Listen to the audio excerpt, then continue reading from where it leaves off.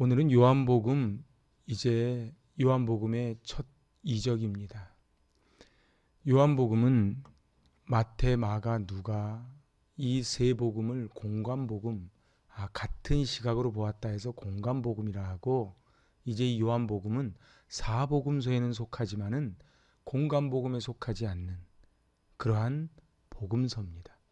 그래서 이 요한복음은 읽기가 결코 쉽지는 않습니다. 이 요한복음은 영으로 오신 예수님, 그리하여 하늘의 신비를 설명하고 그 사인을 주는 그러한 성경입니다. 요한복음은 이제 두 부분으로 나누어집니다. 이거 좀 돌려주세요. 요한복음은 두 부분으로 나누어집니다. 1장에서 12장까지는 이제 표적의 책입니다. 그래서 예수님께서 각종 표적들을 행하시지요. 그러니 13장에서 21장까지는 예수님이 순환당하시고 그리고 십자가를 지시는, 그래서 이것을 순환의 책이라고 이야기합니다. 요한은 특이한 단어 하나를 씁니다. 마태, 마가, 누가는 기적, 이적 이런 단어를 쓰는데 이 요한은 바로 표적이라는 단어를 씁니다. 이 표적이라는 단어는 헬라어로 세메이어, 이것은 사인이라는 뜻입니다. 주님께서 기적을 베푸시는 것은 단순한 기적의 목적이 있는 것이 아니고 하나님이 사인을 주신다, 우리를 깨닫게 해 주신다는 것이지요. 그래서 요한복음이 읽기 힘든 것은 요한복음의 어떤 성경도 어떠한 이적도 그리고 예수님의 어떠한 사역도 그냥 까닭없이 행해지는 것이 없다고 하는 것입니다. 오늘 요한복음 첫 번째 표적, 바로 가나 혼인잔치입니다. 오늘 예수님은 이 가나 혼인잔치를 통해서 무슨 사인을 주시는지를 우리 함께 추적해 보고자 합니다. 왜 요한은 예수님이 하신 많은 기적과 이적 가운데 이 가나 혼인잔치를 가장 첫 번째 표적으로 내세웠는가? 예수님을 믿으면은 우리 삶이 물이 변하여 포도주가 되는 그러한 기적을 맛봐야만 합니다. 아시다시피 이 물이라고 하는 것은 무색, 무취입니다. 무향이지요. 그런데 이 포도주는 유색입니다. 유향이지요. 변화에는 두 가지 변화가 있습니다. 물리적 변화가 있고 화학적 변화가 있습니다. 어떤 분은 교회를 오래 다녔는데 물이 변하여 얼음이 돼요. 그런데 또 조금 있으면 다시 물이 또 돼요. 그러니까 변한 것 같은데 본질이 안 바뀌는 거예요. 그래서 늘 믿음이 성장하지 않고 그대로 가는 분이 있고, 어떤 분은 물이 변하여 포도주가 되는 화학적 변화를 일으키는 분이 있습니다. 물은 맛이 없어요. 근데 포도주는 맛을 내지요. 이스라엘은 특별히 굉장히 물의 질이 안 좋아서 그냥 물을 마시지를 못합니다. 반드시 포도주를 마셔야 돼요. 그러니까 마시지 못하는 물에서 이제 마시는 포도주로 변해간다는 것이지요. 오늘 나에게는 과연 이 물이 변하여 포도주가 되는 기적이 일어났는가? 그것이 오늘 이 가나 혼인잔치를 통해서 하나님이 우리에게 주시고자 하는 사인입니다. 죽은 나사로를 살리시고 그리고 무덤에서 부활하신 그 주님. 그래서 이 성경은 하나님의 기적으로 가득한 책입니다. 창세기부터 계시록까지 전부 기적입니다. 근데 이것은 요한을 기적을 표적이라고, 하나님의 사인이라고, 하나님의 메시지라고 그렇게 지금 풀어가고 있는 것입니다. 예수를 만난 사람은 특징이 변화와 기적의 삶을 삽니다. 우리 출애굽기를 보고 있지요. 이스라엘 백성들이 430년 애굽에서 종살이 하다가 하나님이 이스라엘 백성들을 가나안 땅으로 인도하기 위하여 10가지 재앙을 내립니다. 언젠가 설명을 드렸지만 이 10가지 재앙에 피, 개구리, 이파리, 독종, 우박 이 모든 거는 전부 애굽이 섬기는 신들입니다. 너희가 섬기는 그것이 바로 하나님의 주권 아래 있음을 보여주는 것이 10가지 재앙입니다. 그리고 홍해바다 갈라집니다. 그리고 광야에서 만나와 메추라기가 하늘에서 내리고 구름기둥 불기둥으로 인도해 주시지요. 이거보다 더 큰 기적이 어디 있겠습니까? 아니 이거보다 더 많은 기적을 본 사람이 어디 있겠습니까? 그럼에도 불구하고 말입니다. 저들은 끝까지 순종하지 않고 애굽으로 돌아가려고 했고 불순종했습니다. 그래서 결국 그들은 죽고 말지요. 하루 벌어 하루 먹던 베드로가 사람 낚는 어부가 되는 그 놀라운 기적이 일어납니다. 천둥의 아들이라고 불렸던 성격이 아주 급하고 못됐던 그 요한이 사랑의 사도가 됩니다. 예수 믿는 자를 잡아서 죽이는 것을 사명으로 알던 이 사울이 예수님 만난 후에 바울이 되어 내가 살아도 주를 위해 살고 죽어도 주를 위해 죽겠다고 고백하는 바울이 됩니다. 예수님 만나면 환경이 변하고 사람도 변합니다. 특별히 오늘 이 혼인잔치에서 바라보는 것은 슬픔이 변하여 기쁨이, 염려가 변하여 소망이 된다는 것입니다. 포도나무에 열매가 없어도 풀무불에 들어가도 빌립보 감옥에 갇혀도 찬송하고 기도하는 것이 바로 예수님 만나는 비밀입니다.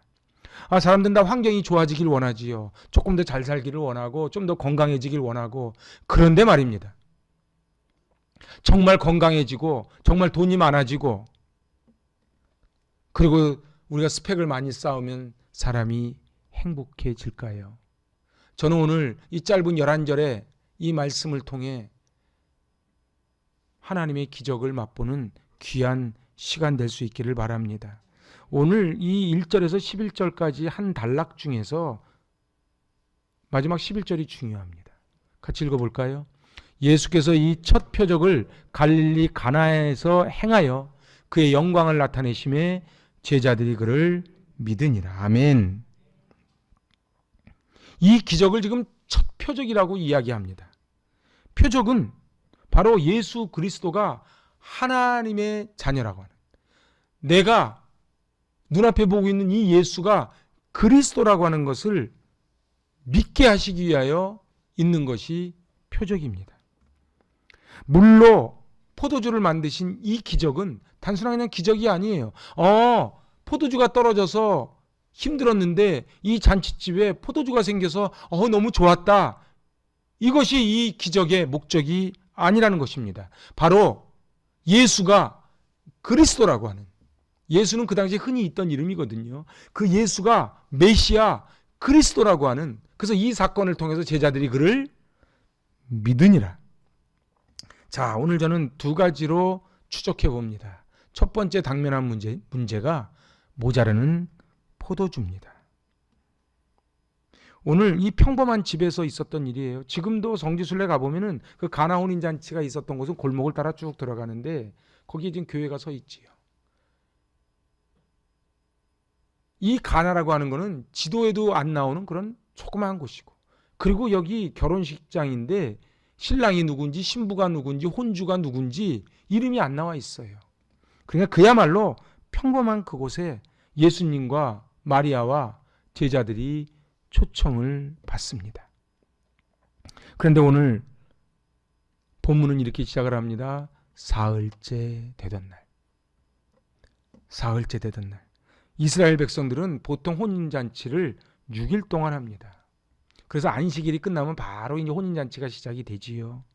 그리고 제7일 안식일을 범하지 않기 위하여 이제 안식일 다음 날, 그러니까 우리로 말하면 주일부터 해서 금요일까지, 그런데 3일이 지났을 때에 사건이 생깁니다. 그런데 오늘 이 본문을 이해를 하려면은 그 앞에 1장을 알아야만 합니다. 성경은요, 반드시요, 까닭 없이 갑자기 툭 튀어나오지 않습니다. 그래서 그 앞을 읽어야 되고 그 뒤를 읽어야 가나 혼인잔치의 맥락을 우리가 비로소 이해하지요. 오늘 맨 처음 빌립이 예수님께 부름받는 장면이 1장에 나옵니다. 그래서 빌립이 친구 나다나엘을 또 전도해요.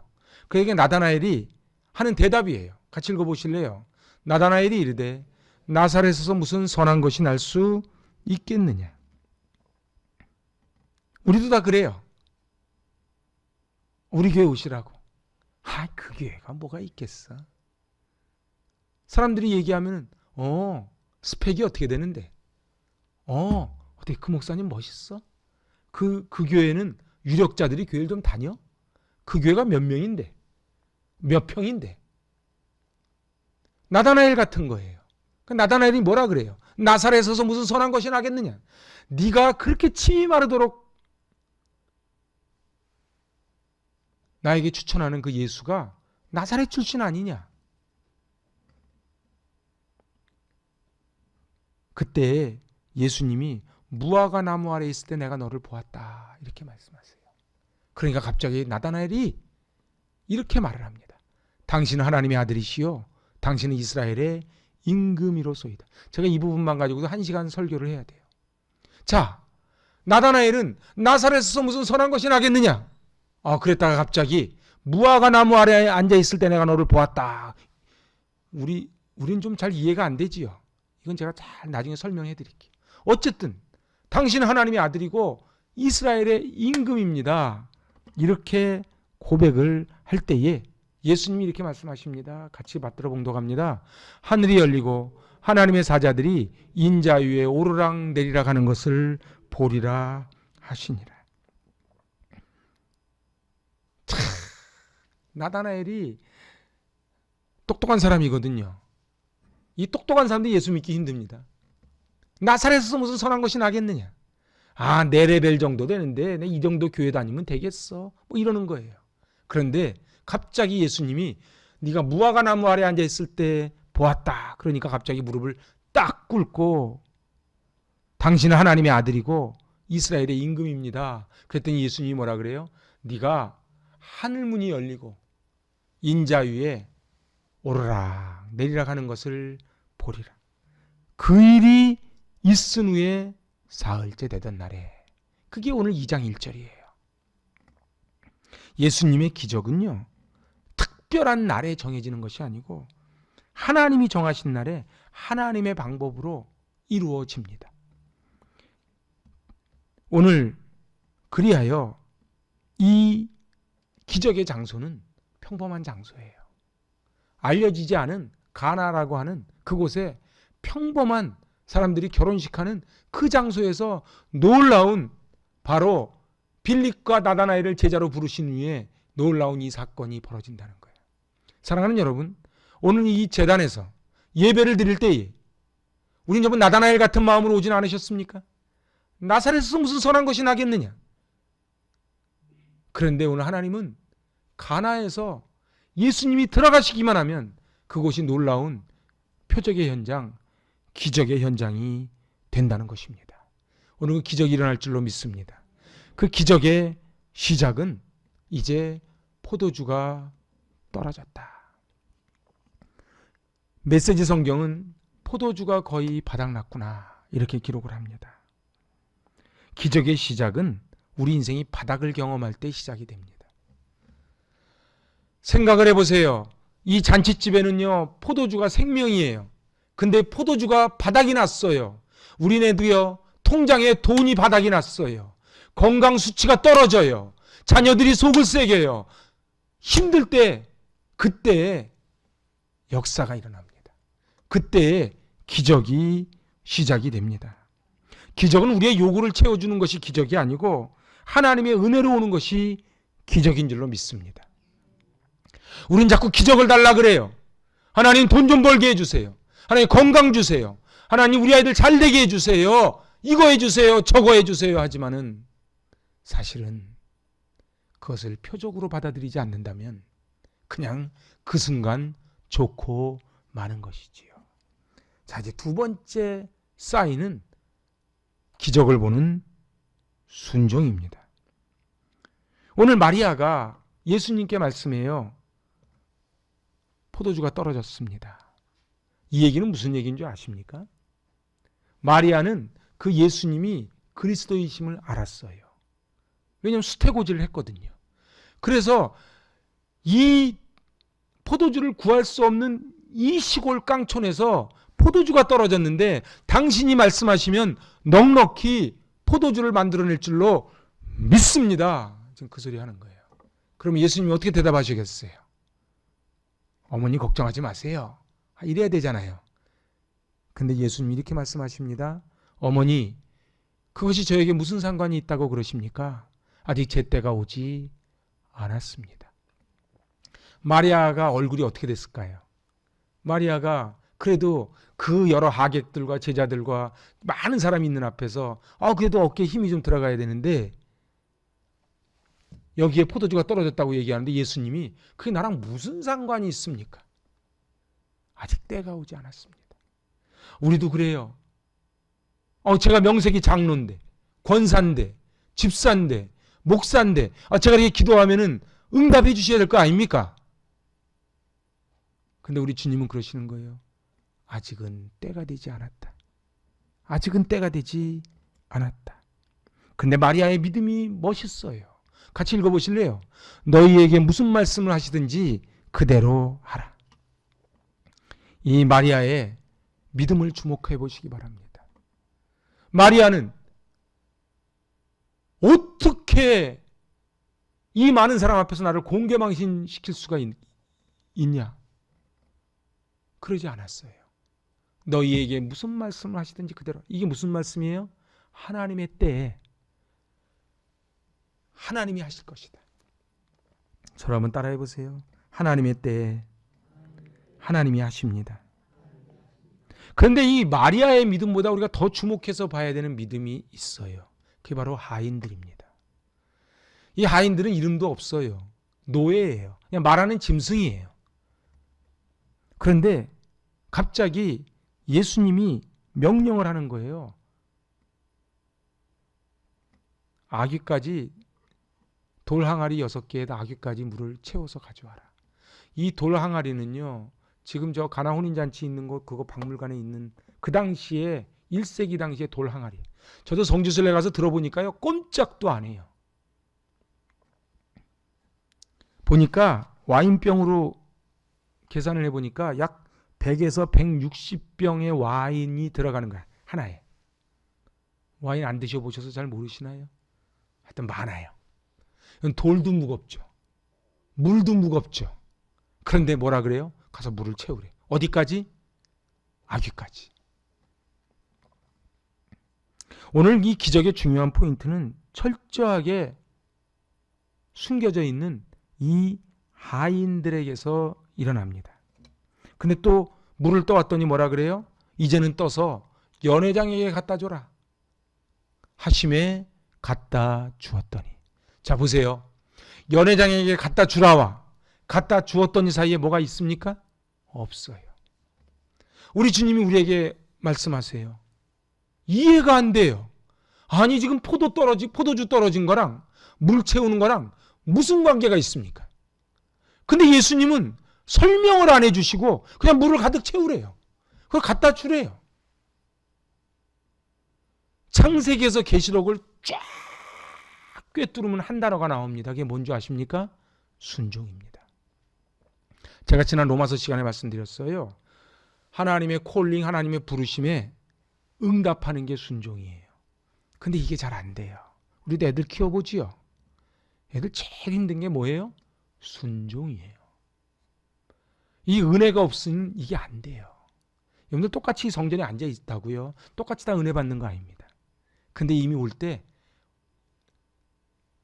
이미 결정 나서 들어와요. 와, 시작됐네. 하나님의 은혜가. 오늘 하나님이 나에게 무엇을 말씀하시고 그렇게 들어오는 사람하고 나사렛에서 무슨 선한 것이 나겠느냐. 선한 것이 안 나지요.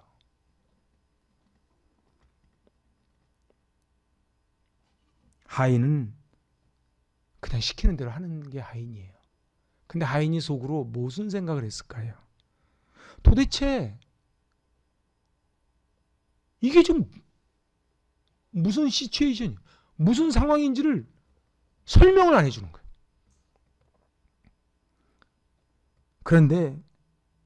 그런데 갖다 주는 거예요. 믿음은 단순한 겁니다. 갖다 주라, 갖다 주는 거예요.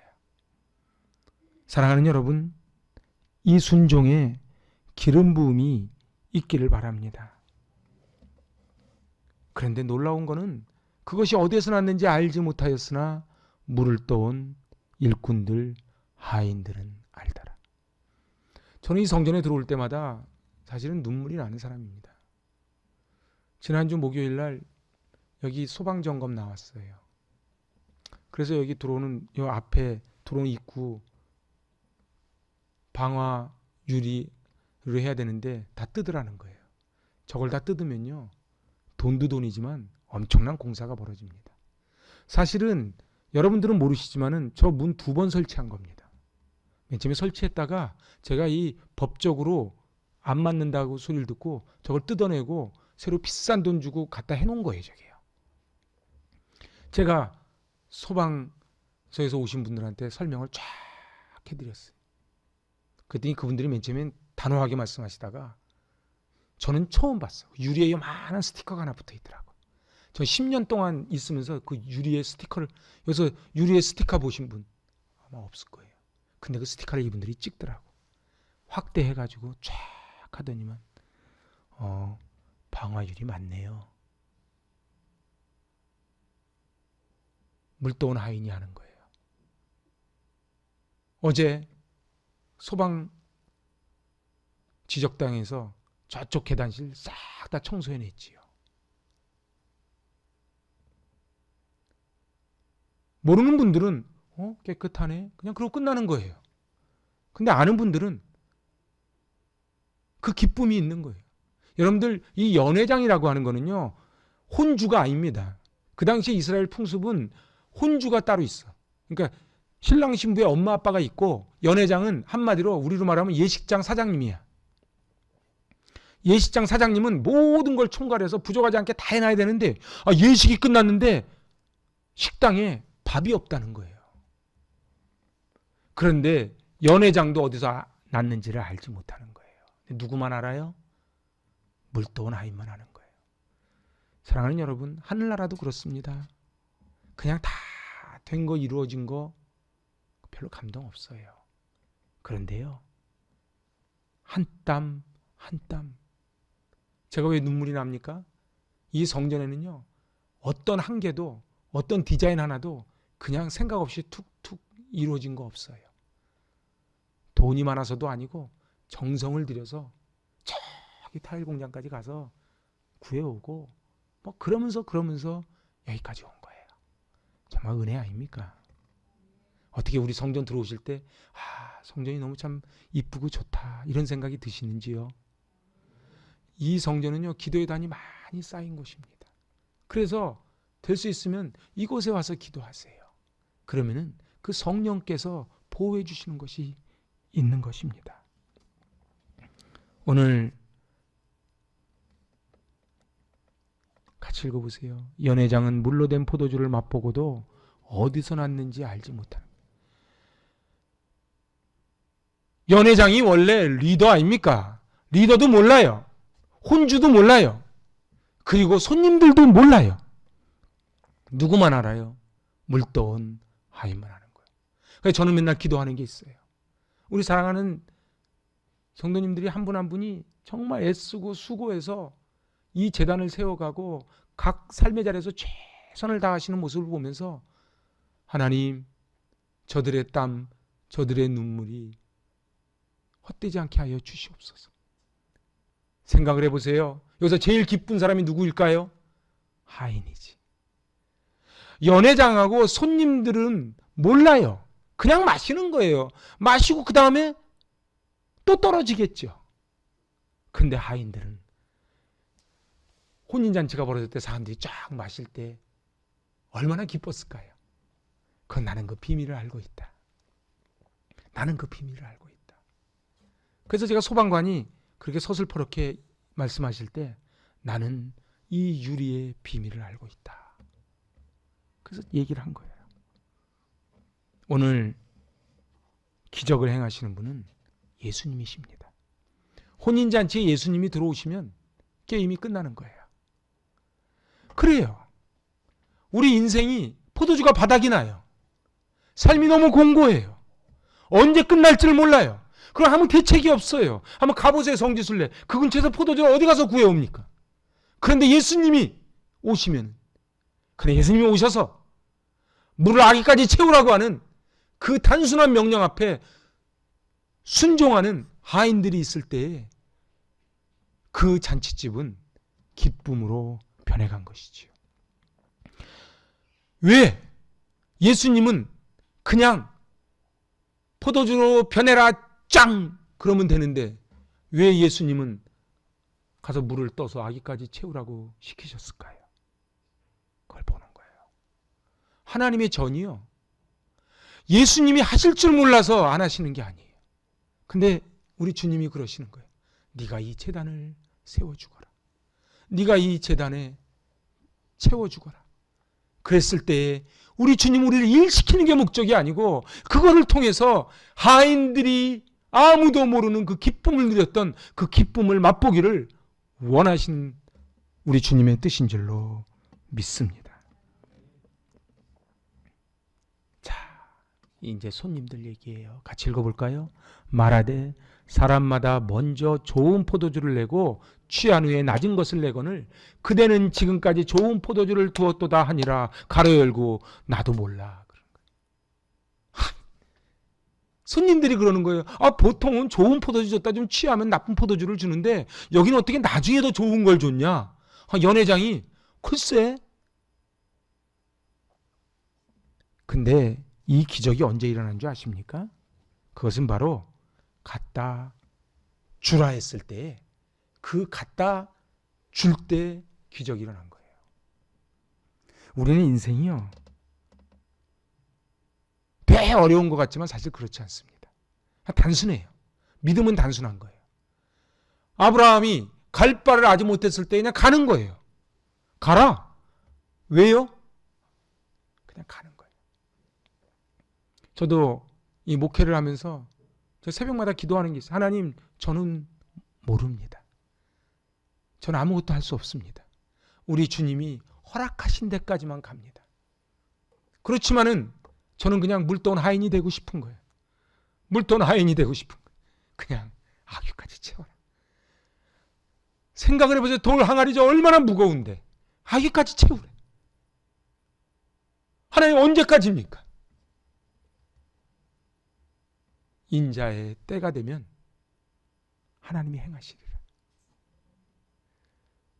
제가 로마서 하면서 말씀드렸죠. 사람들이 그냥 열매 맺는 것 같지요? 그러지 않아요. 사과나무 하나 맺히려면은 누군가는 나무를 심고, 누군가는 물을 주고, 누군가는 햇빛을 가려주고, 쓰러질까, 넘어질까, 타버릴까, 조심, 또 조심하면서 가면은 한참 지난 후에 심은 사람은 다 잊어버렸을지 몰라도 자라게 하신 이는 하나님이시라. 그래서 하나님이 어느 날 포도 열매가 다 맺히는 거예요. 제가 새벽마다 일어나면 하는 게 꼭 있습니다. 우리 성도 한 분 한 분을 제가 쭉 떠올리면서 제 기도해요. 우리 아이들을 쭉 떠올리면서 기도해요. 저는 그냥 기도할 뿐이에요. 제가 뭘 할 수 있겠습니까? 포도주가 바닥이 나버린. 근데 하나님은 그때부터 역사하십니다. 사랑하는 여러분, 여러분들의 인생은 어떠신지요? 인생이 계획대로 안 되시는지요? 다른 사람은 잘만 살더구만 내 인생은 왜 이러냐고. 그런데 사람들은 그래요. 너 어떻게 언제 이렇게 다 했어? 그건 다 손님들이에요. 연회장도 몰라요. 근데 누가 알아요? 순종했던 하인이 하는 거예요. 내 인생에 포도주가 떨어져서 실패한 인생이라고 생각하십니까? 내 인생의 잔치를 망쳤다고 생각하십니까? 내가 인생에서 할 수 있는 방법이 없다고 생각하십니까? 지금까지 맛보지 못한 최고의 포도주를 맛볼 수 있는 그날이 올 것입니다. 주님이 알아주시면 좋가리. 주님이 알아주시면 좋가리. 연회장도 모르고 손님도 모르지. 순종했던 물돈 하인들은 그 비밀을 알고 얼마나 뿌듯했을까요? 우리의 인생 한치 앞이 보이지 않습니다. 그러나 순종으로 시작하는 인생은 최고의 기적을 경험하게 될 것입니다. 인생은 부족함과 모자람의 연속입니다. 어때요, 여러분들? 몇십 년 전보다 이제 넉넉해지셨는지요? 이제 살만한지요? 모르겠어요. 저는 아무리 생각을 해봐도 이 대한민국이 기적이에요. 제가 한 35년 전에 일본 갔을 때, 신주쿠 아키하바라 갔을 때 정말로 눈이 휘둥그레가지고 와, 이런 별천지가 다 있나 싶더라고. 근데 그거 아십니까? 우리가 일본을 넘어섰어요. 별로 실감이 안 되십니까? 근데 우리가 잘나서 그런 게 아니고 하나님이 은혜를 부어주셔서 그래요. 그럼에도 불구하고 우리는 늘 모자르고 늘 부족하고 포도주가 떨어져 버린 거예요. 포도주가 기쁨이거든요. 근데 기쁨이 떨어져 버린 거예요. 우리 인생이 퍽퍽해요. 기쁘지가 않아요. 왜 그럴까? 이제는 자가용도 있고, 이제 집도 있고, 먹을 것도 있고, 입을 옷도 있는데 왜 우리는 행복하지 않을까? 주님이 그때가 오실 때입니다. 오늘 우리 주님이 찾아오셔서 이곳에서 아기까지 채워라 말씀하실 때에 순종하면 물돈 하인만 알더라. 그 기쁨을 누리시는 2022년 되시길 바랍니다. 아멘. 기도하십니다.